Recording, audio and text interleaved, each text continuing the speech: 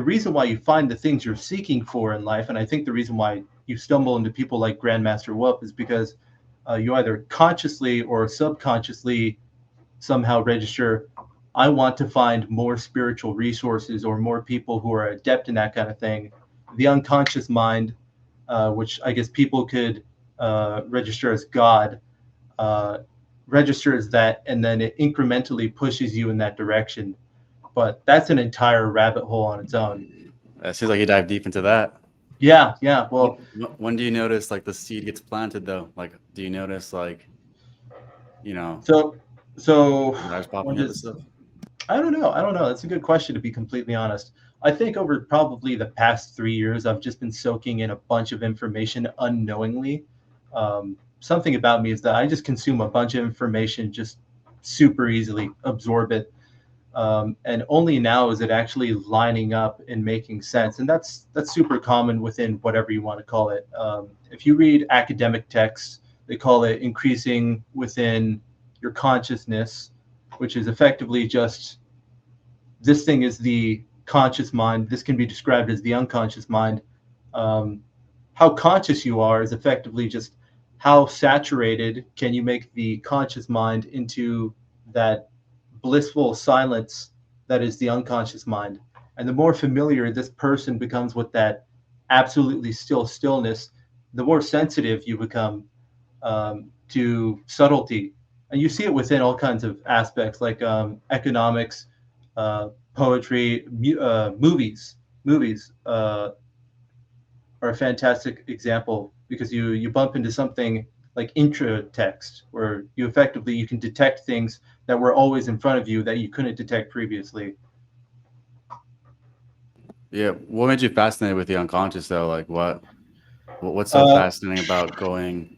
I actually like the way you also describe that too. Just like how it's like blissful silence and you're trying to integrate yourself like that. It's a yeah, very good way to well, actually describe that. I think I think uh, well, I think it's a little bit foolish to say that like, oh, I figured it out. Look how cool I am. Like this was probably meant to happen. But basically, the way it worked is that I was surrounded by so much negative noise when I was a kid, and then it got even worse when I was like a young teenager, and even more so when I was a real teenager. Um, I grew up kind of in the middle of nowhere in the desert, surrounded by a lot of drugs and a lot of crazy people.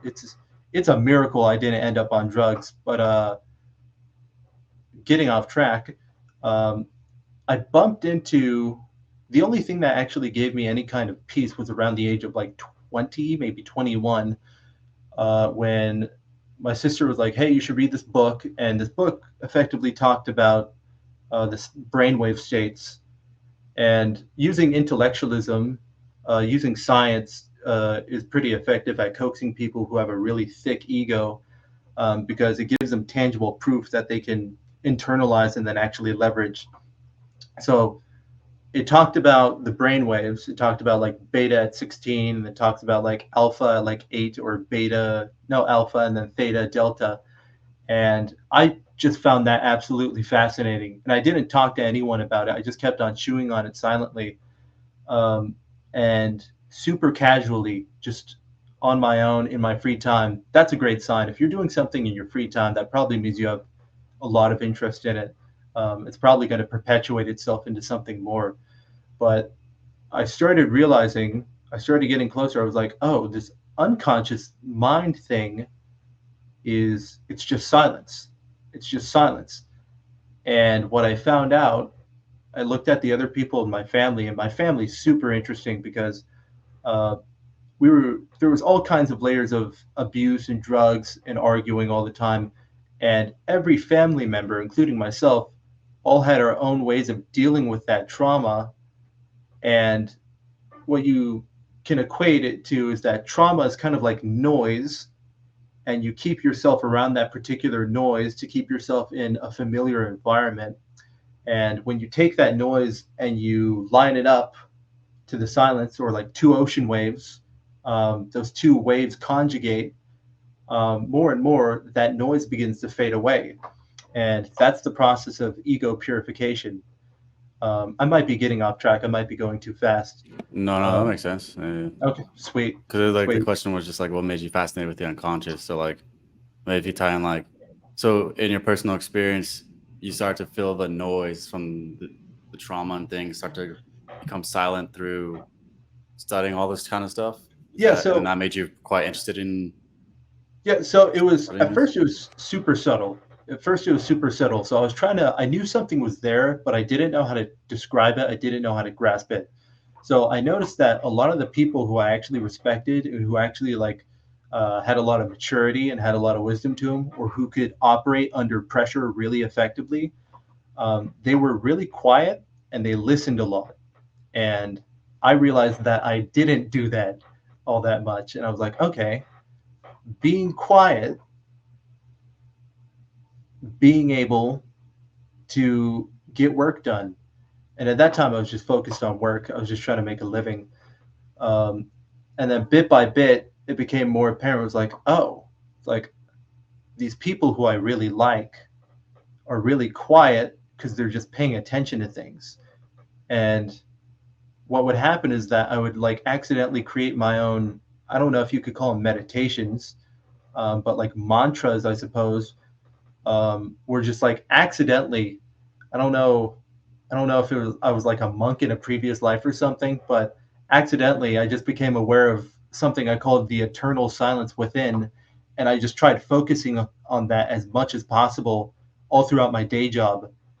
And at that time, what was interesting is that the more I focused on the silence in here, the more I could see the silence in other people, and that was super interesting. And what you saw is that over the span of like maybe 6 months of working at this one super busy restaurant, super loud, um, I effectively recognized and just kind of threw out the window a bunch of neuroses within the personality. And I say that as if I actually understand this thing. I don't understand this thing. I'm a train wreck.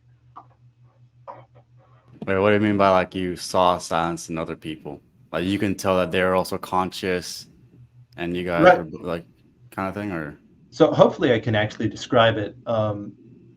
When this wasn't a linear process. So back when I was playing around with this eternal silence thing, um, the way it would work is that at some point I just accidentally realized that I had this eternal silence within me, and I was trying to listen to that. And what I realized is that when I tried to listen to the silence and hear more, I could hear the silence in other people, and I couldn't actually hear it. It was just there. It was just there, and it was super calm. And it made me a lot calmer around people. I used to have terrible social anxiety, and in some sense, I still do. It's not even social anxiety. I don't think I really care about talking to people that much, to be completely honest with you. But it used to be social anxiety. Now I'm just fine with being alone. But I was able to actually listen to people, and even more so, it was super interesting. I don't know if this is actually silence within or if it's just some kind of visualization trick.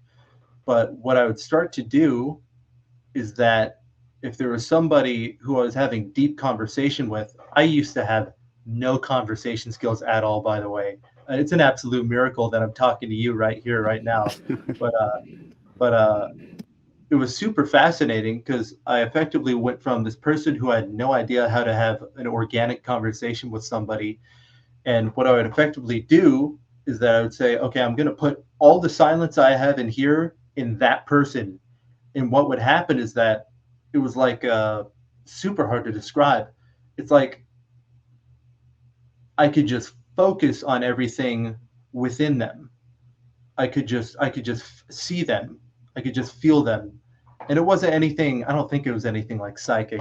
It was just like it was super sensible. And I was way more interested in people because when you put your silence in something, when you put your patience in something, um, everything everything just kind of comes out more. Like everything that was hidden between the lines just comes out on its own. And a perfect example of that is a painting right there.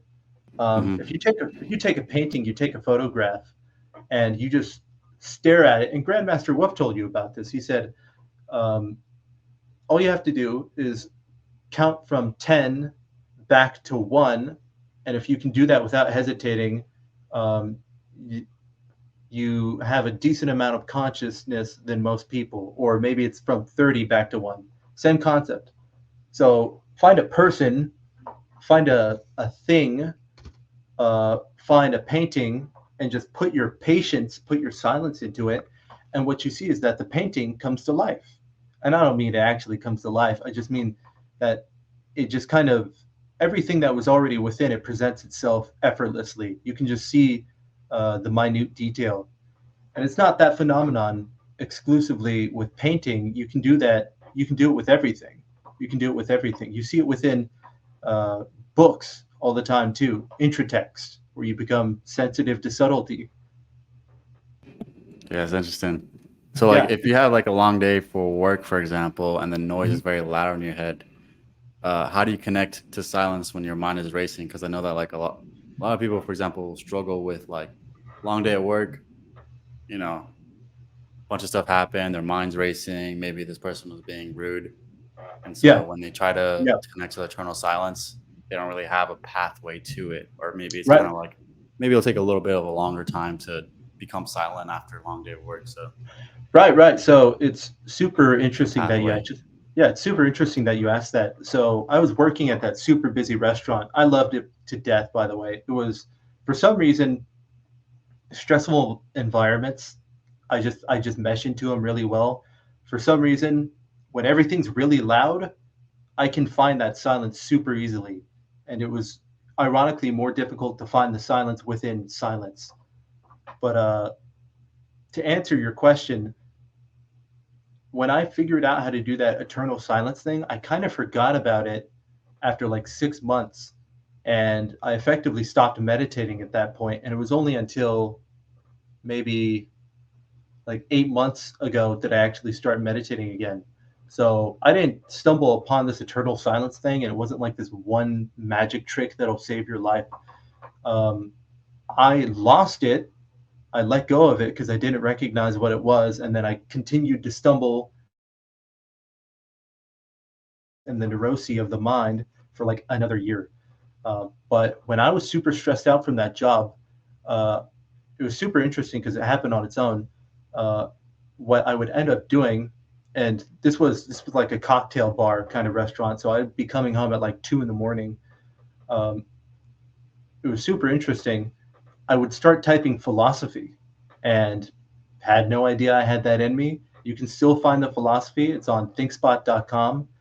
If you look through it, some of it, I'm super proud of some of it, but if you look through it, and it's super interesting, this is another example of intratext, is that any piece of information is fractal in the fact that it contains no end of subtlety.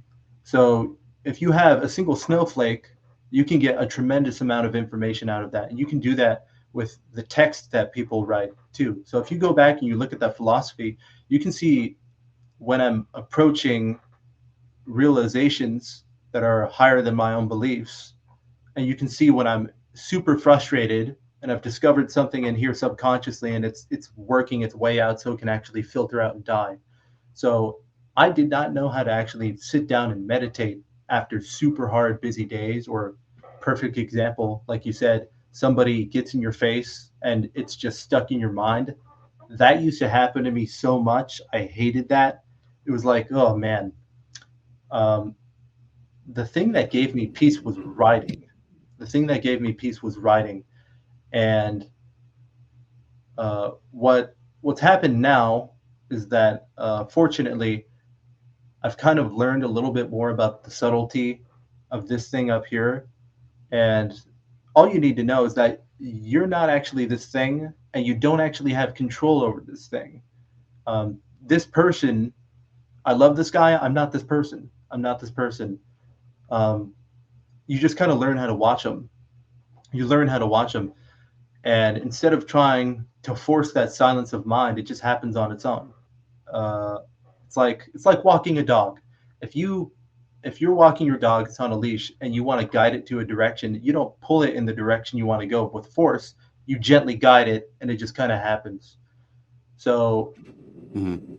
the best advice I would have for people, if you're trying to learn how to meditate, or if you're just trying to have that silence of mind even during the daytime, because it's something I do all the time. I get frustrated from work.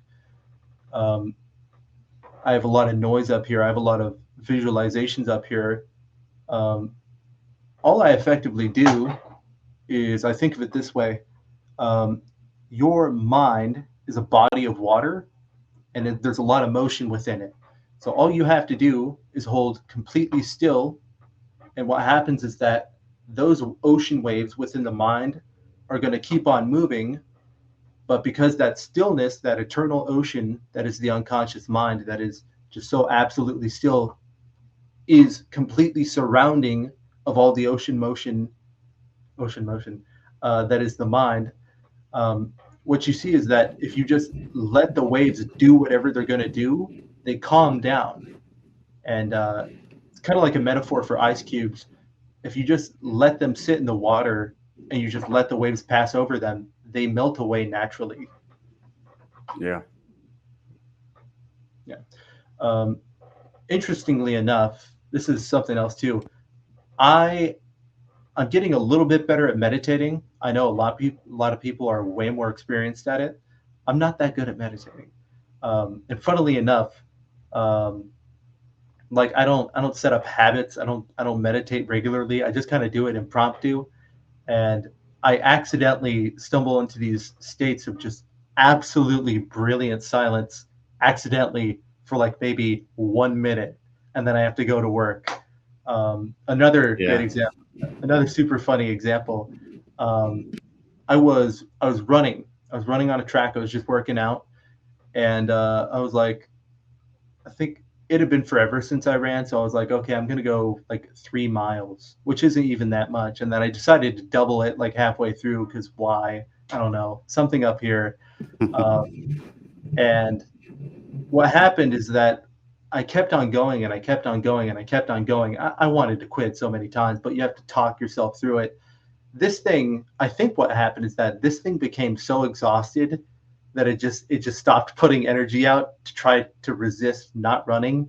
And when I finished the run and I came back here to rest, just completely accidentally I slipped into a state of no mind. And I was like, whoa, this is incredible. And I vividly remember that absolute silence, and I was like, there's no thoughts. This is what this is like. And I was just so blissfully happy. And I tried to tell my brother, he absolutely adores Buddhism. He's still dipping his toes into it. I was like, I achieved a state of no mind. And he's like, I have no idea what you're talking about. Please stay away from me. Do you notice, or like, I'm not honest, I'm on this state right now, but I used to be super like silent like that too. Mhm. And do you notice, like, when you go very deep in your mind, how much things try to take your attention away or pull you away from that silence? Yeah, Like, well, 'cause I've noticed how so many people will try to just pull your attention. And then mhm, it's like, for example, like your ego complex is like always saying like, look at me, look at, and it's throwing out all this kind of daydreams.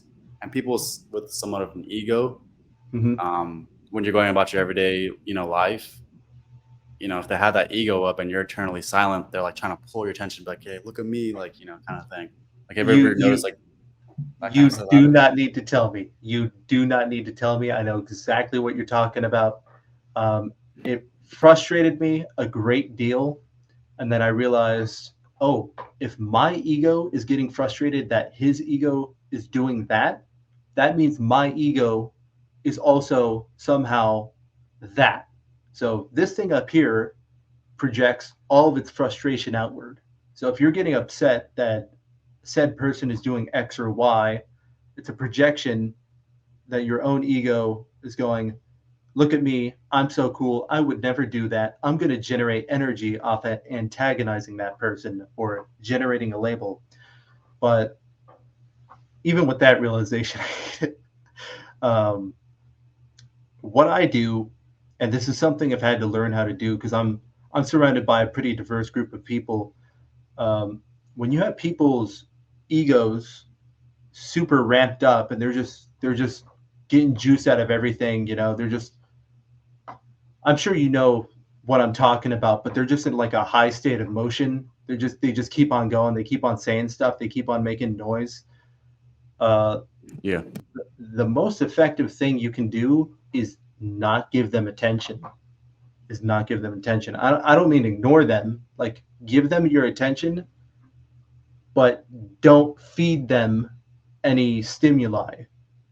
And what happens is that if they're at, let's say, I think of this is something I think of subconsciously, I guess. I don't know how to describe it. But I like to think of the mind like an engine. If it's at like 16,000 RPMs, that's beta brainwave level. I don't describe it as that. That's kind of nerdy.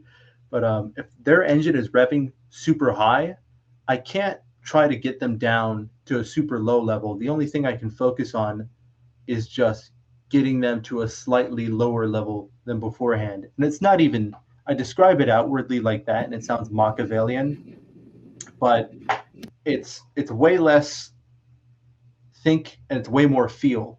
It's way more feel. So Yeah. when you got somebody who's in a high state of motion, it's kind of like a dance. That's a perfect way of describing it. It's a dance. So if you have somebody who's in a high state of motion, they're on the attack, all you have to do is be really calm. And what you'll see is that all your actions become their actions. So, and it's a relative process, so it's not immediate. So, if they're at a really high speed, all you got to do is be at a really low speed. And what happens is that it lowers their speed. And you effectively play a game of catch with your ideas or simply with your language. And what happens is that the two bodies of water, which were at a completely different speed, are now the same wave. And if you are willing to say, oh, this person has valuable ideas and this person can teach me a lot of valuable things about myself, if I'm just willing to recognize that I have an ego too, the process becomes super fluid. Like you can just be best friends with people. Oh yeah, definitely. Also, like going back to one of your like you talked about you gave the analogy of a wave and an ocean. It's like the eternal silence being the wave and stuff. I think it's a Yeah. very popular thing within mystics. Like I remember reading that in a book how like the first thing, especially if you want to like manifest and stuff like that, is that you have to still those waters, because if you don't have those, if those waves are constantly like this and you're trying to like manifest Mhm. something, like you're not going to manifest anything because you're hectic, like you're crazy all over the place. But if you come still and you find that still point, and Mhm. that's really where the power is, or like that's really um where you manifest, or if you want to develop yourself spiritually, that's the place to do it. Right. Right. Yeah. Yeah. Yeah. I'll be completely honest with you. I had no idea what a mystic was like until 6 months ago.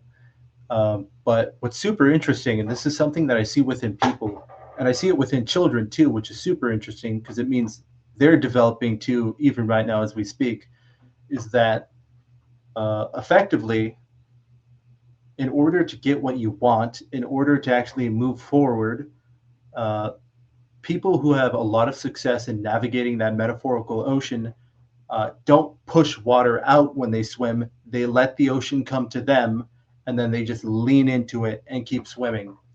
So it's, I mean, you described it. You described it perfectly. You let it come to you, and then you just swim through it naturally. You don't have to do anything. You just have to become very still. I didn't even know what manifesting was, and I didn't even think it was. If you told me a year ago that I would be doing a bunch of research into mystics and what is manifesting, what is quantum physics, what is the unconscious mind, what is spirituality, um, how did Jesus heal people? That's what truly fascinates me. Like, how did Jesus heal people? And how did he do it so effortlessly? Um, I don't even know. Surely it took effort, but Jesus is the man. I'm just trying to make him look good. Um,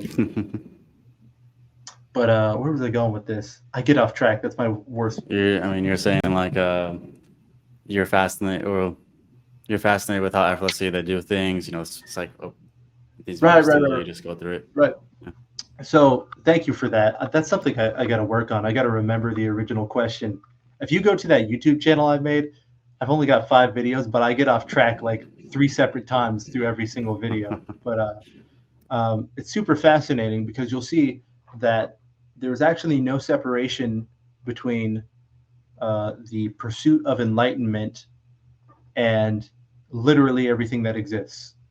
So every person you've ever met in your life is already pursuing enlightenment. And even furthermore, every person you've ever met in your life is already enlightened. People make enlightenment, and this is something that I did. I'm super guilty of. People make enlightenment sound like it's something you have to attain. It's not actually that at all. It's not going forward. It's actually going backwards. It's actually going backwards. And what you see is that everybody, even if they're doing super simple or super mundane tasks or super rough jobs, are pursuing enlightenment in those super subtle ways. And you see that within their sensitivity to subtlety.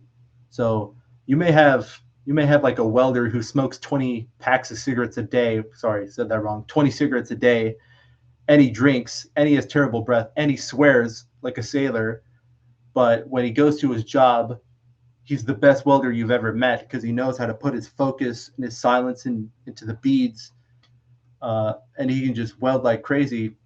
That process of learning how to put your silence into something is effectively becoming more and more aware that it's not actually you doing this, that the ocean is already in motion.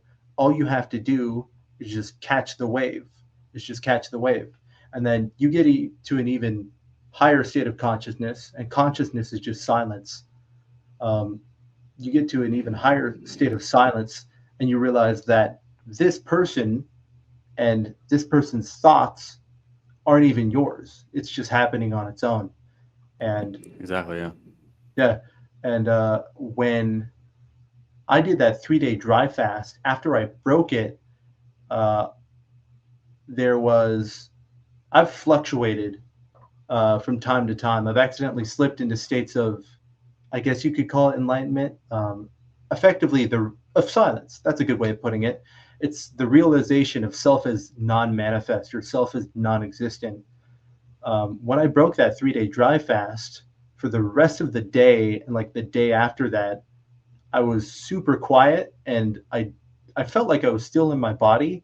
I just felt like I was a little bit less in my body, and it was super cool. It was super cool because I could see that I wasn't this person, and that this thing up here is effectively just a system of energy. It's just a system of water, and that the unconscious mind is just the ocean, and this thing just perpetuated its own energy. And instead of becoming frustrated like I usually did when I confronted my own ego in whatever way, I just saw it endearingly. And it was super cool because I met other people. I would see other people and I'd talk to other people. And even if their ego was super loud and obnoxious, it was so endearing because I was like, oh, this person's, I was able to recognize that people weren't the person, they weren't their ego. So even if their ego was being loud and obnoxious, I just loved them to death. I was just like, oh, that's cute. His person doesn't realize that, he's non-manifest, that he's actually like the silent prayer that's actually giving the body life and not the body itself. Yeah. And I was so cocky. I was like, I finally did it, because I've been trying to do this 3-day fast for like probably 2 years, and I dropped it for the longest time. I was so cocky. I was like, I'm going to be in the state forever. I'm enlightened, which you can't even say the phrase "I'm enlightened." That's paradoxical.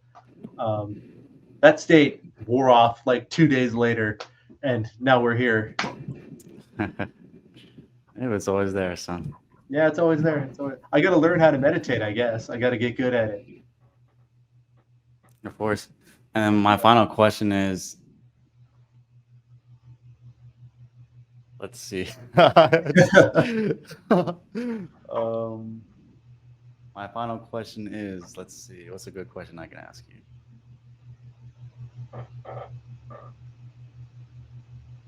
Who has been the most impactful in a subtle way? In a subtle way.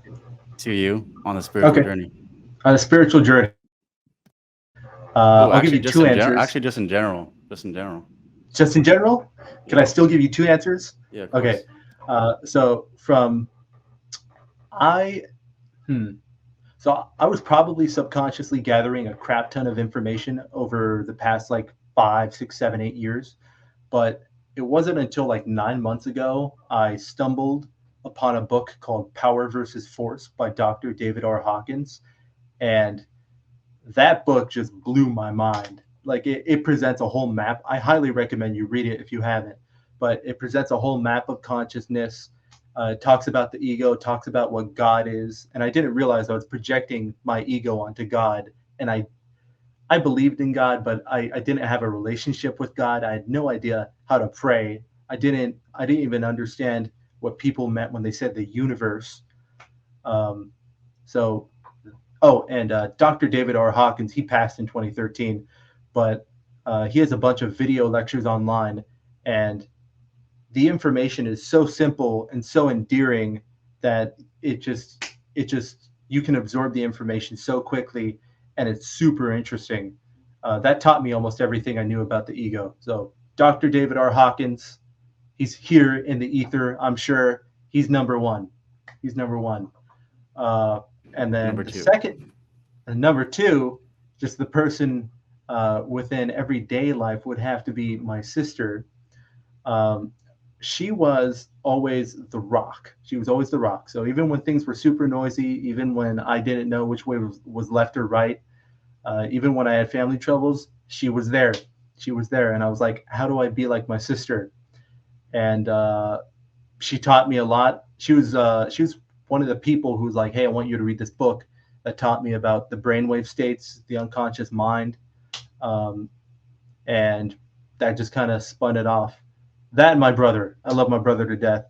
Um, he's the reason why I'm here. He's the reason why I'm doing what I'm doing right now. I'm a carpenter.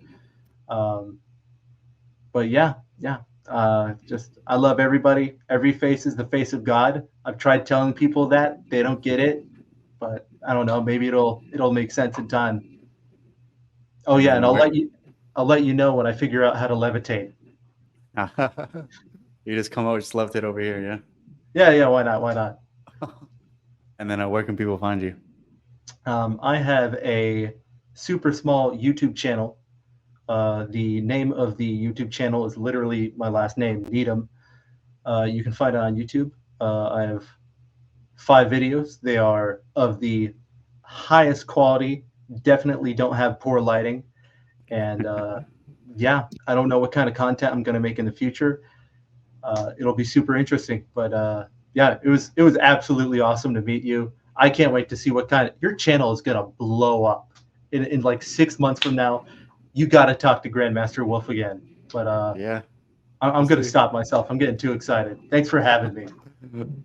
Thank you for coming on. It's always an honor Yeah, talking to people that have, that are in the community or commenting on my YouTube channel. It's always cool to see what kind of minds are popping up on there. So absolutely, absolutely. And you're one of the first people I could actually talk to about the spirituality stuff. Like for the past 9 months, I haven't been able to actually convey this to another human being without them going, "What?" So to actually be able to speak this kind of language, it's absolutely awesome. Thanks for everything. I'll see you later.